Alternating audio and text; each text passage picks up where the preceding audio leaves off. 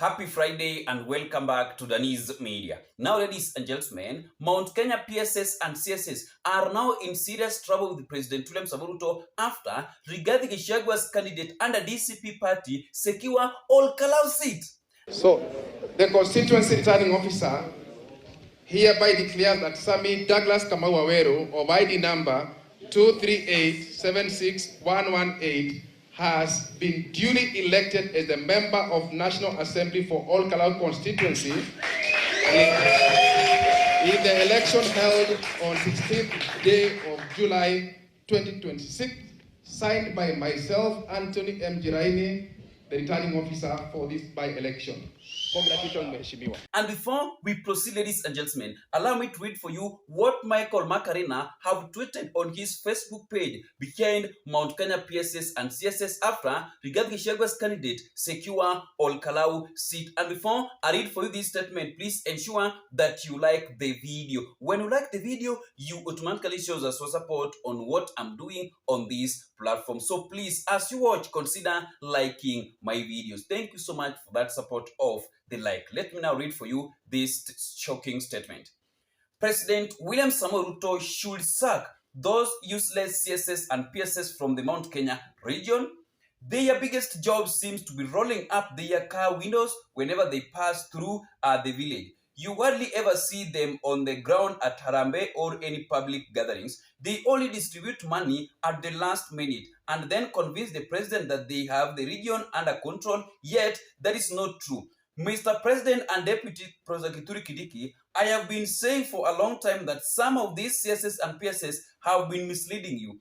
They are not adding any political value to your administration. They keep telling you everything is fine on the ground, but that is not the reality. Sack them and appoint people who know how to connect with wananchi and work at the grassroots. They had the money and the resources to help deliver all Kalau by election, but they failed. Is Gachagua really more powerful than all those CSS and PSS combined? If they cannot deliver where they claim to have influence, then it is time to replace them with leaders who can do what is wanted on the ground. Michael Macarena, a UDA Life member, is now saying that all the Mount Kenya PSS and CSS should be sacked because they have been lying to William Ruto that ground is in control with them. Iko kwa UDA. Ati rais, hapa Mount Kenya, tumeshika vizuri, kila kitu iko sawa. But then which is true. Gachagua have warned William Ruto that these people are lying to you. The ground is not okay with your party. Ngojeni, iko by election inakuja all Kalau Nyandarua. Tutakutana na huyo mwanaume hapo Nyandarua. I am telling you, mimi nangojea tukutane na huyo mwanaume. Na hiyo kifua yake anajipiga.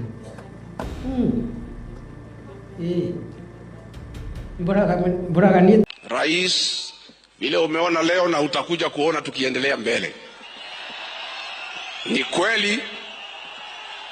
Ni kweli ulinitoa kwa ofisi. Lakini kunitoa kwa roho za hii watu ni kibarua. Kunitoa kwa roho ya hii watu ya mlima ni kama kukata miti ya mugumo na wembe. Na ninaomba tafadhali rais, umwambie Kimani Ichung'wa tunaenda Kikuyu Saturday. Amepanga wakora kupiga watu, kuchoma manyumba, kuharibu biashara. Mwambie Kimani Ichung'wa awache hiyo ujinga na utoto umepitwa na watu wanaweza kumuramura wewe na wakuumagalie. Wakumuramure na wakuumagalie. Ati si ilionekana jana? Si watu waliwekuwa boxing? Kidiki alisema vizuri that hii all Kalau by election itakuja 16, nitamnyorosha. Hapa ndio watu watakuwa na heshima. What happened, Mr. Kidiki? What happened? Si ndio hiyo heshima nayo iko? By the Gachagua have taught William Ruto politics. This Mount Kenya CSS and PSS have been lying to President William Samoei Ruto. Wamekuwa wakimdanganya, which is true. At rais ground iko sawa.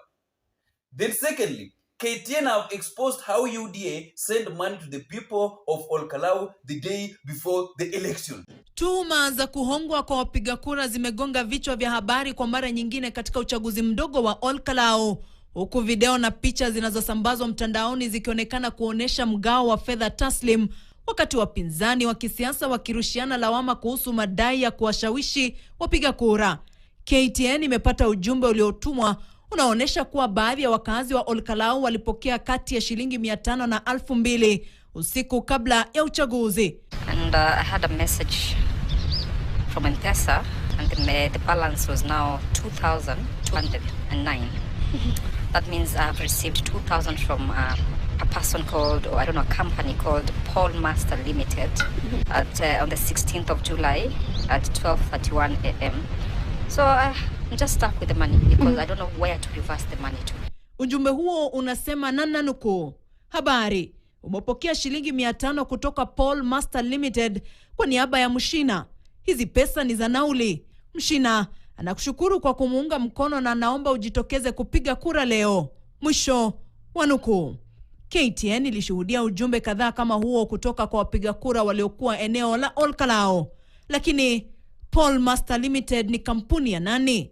Upekuzi uliofanywa na KTN katika ofisi ya msajili wa kampuni imebaini kuwa Paul Master Limited ilisajiliwa tarehe 3 mwezi Julai mwaka 2025 na inamilikiwa kwa usawa na Moffat Munene Ndigwa pamoja na Susan Mwende Mudhoni, ambao kila mmoja anamiliki hisa 50 kati ya hisa 100 za kampuni hiyo. Hata hivyo, jambo ambalo bado halijawekwa wazi ni kwa nini Paul Master Limited ilituma fedha kwa wapiga kura wa Olkalau usiku kabla ya uchaguzi, huku ujumbe huo ukimtaja Mshina, mgombea wa UDA katika uchaguzi huo mdogo. Madai hayo yamefufua wasiwasi kuhusu uadilifu wa mchakato wa uchaguzi na kuongeza shinikizo kwa mamlaka zinazohusika kutekeleza sheria za uchaguzi. Aidha, yamezua maswali mapya kuhusu iwapo misingi ya uchaguzi iliyoainishwa katika katiba ya Kenya inazingatiwa.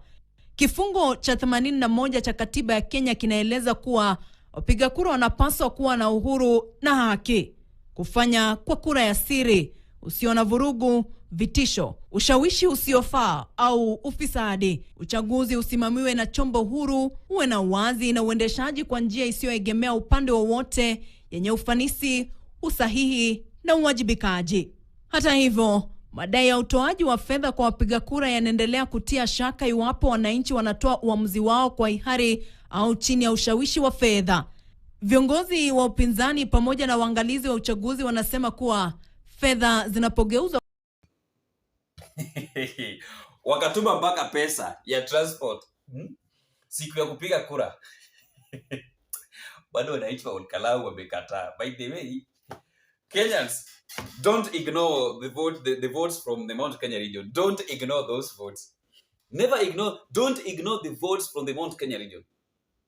Standard pay ikakuja na yake, whitewash. Have you read the headline of the Standard? Whitewash. Rais alipewa mwosho moja kali. Hey, William Samoei Ruto. Hey, with all the development, spending Moses Kuria confirmed that they spend over 10 billion on project, over 1 billion on bribe, lakini bado grind imekata. But CS Ruko was ahead of everything. Before the by-election, he said it very well that hata kama mtachukua hiyo sisi bado tuko kwa 2 term. But nyinyi mmekuwa mkidanganya rais. Tuseme tu kweli baadaye, tuache kudanganya. Nyinyi watu mmekuwa mkidanganya rais. Ati rais mambo iko chonjo kwa ground. William Kabogo once upon a time tell the president that watu wa Kiambu, hawa watu hawako na wewe. Lakini hawako wanasikiza. Sasa jana, right now Gachagua is now more powerful within the United Opposition. You know, opposition leaders didn't see this one coming from Gachagua. Someone like people like Kalonzo Musyoka, Wiper Party leader, Matiang'i under Jubilee, Eugene Wamalwa, Martha Karua, Justin Mithika Linturi. These gentlemen, they did know that Gachagua was using the United Opposition to popularize his political party. Yeah. Gachagua is having William Samoei Ruto's network. So Gachagua have used the alternative government to popularize his party. His party is popular because of the united opposition. Hawa watu wako wanaona. Right now, Gachagwa's party is more powerful. As we speak right now, Mount Kenya MPs are going to dump Ruto and go to DCP. Yuwadi Rungu Kangata's declaring what? Watu waenda kwa Wamunyoro. Kimani Wamatangi, I will not vie under UDA. Irungu Kangata the same. Ndini Nyoro the same. Many leaders are dumping William Samoei Ruto slowly by slowly. Kimeumana sasa. Mount Kenya MPs knows very well that they cannot secure their seat with the UDA. Na Gachagua hakuwa Mount Kenya. By the way, Gachagua did not even go there to campaign. Sasa angeenda. Na ule jamaa wejana kwa na kiburi. By the way, I'm happy. I'm seriously happy for Rigathi Gachagua. Rigathi Gachagua, you have made Kenya, what you have done in Olkalau is a reality that Ruto can be one-term president. It is not all about money. It is not all about money. That is what I can say. Sio ati kila kitu ni pesa. It's not all about money.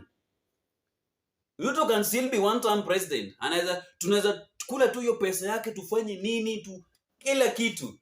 Na bado tumpeleke nyumbani. By the way, never ignore Mount Kenya people. The votes from the Mount Kenya region, let us not ignore these votes, bwana. Watu wa Jaluo, nyinyi naye watu wa Jaluo naye I can't support Luos. I'm a Luo but Waluo wa Jaluo ukishawapea pesa they can't, watakupigia kura. Hata kama umeiba hiyo pesa uwapatie watakuelect. Naona venye watu wa Mount Kenya region are very brave, you can't bribe them. You cannot bribe them. And again, to make it once, as long as you are continue to bribing them, they are now more happy. They are getting much happier with you. Then on the ballot box, wanakufanyia unyama. Hey.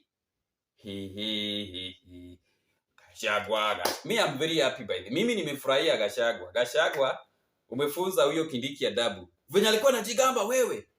Hii Olkalau 16. Hapo ndio wanaume watakutana kwa kiwanja. Hapo nitamuonyesha vumbi. Jana si ulionyeshwa vumbi. Na pesa zote ama mlikuwa mnakula pesa zingine za rais. Ndio hiyo Michael Makarina have said that Ruto should sack all the Mount Kenya's PSS and CSS for misleading the president. Tukutane kwa video itakayofuata, wapenzi watazamaji wa Daniza Media. Remember to subscribe, comment, share and like the video for more updates daily. See you in the next video, my great viewers. Remember to subscribe, comment, share and like our videos. Tukutane kwa video itakayofuata, wapenzi watazamaji.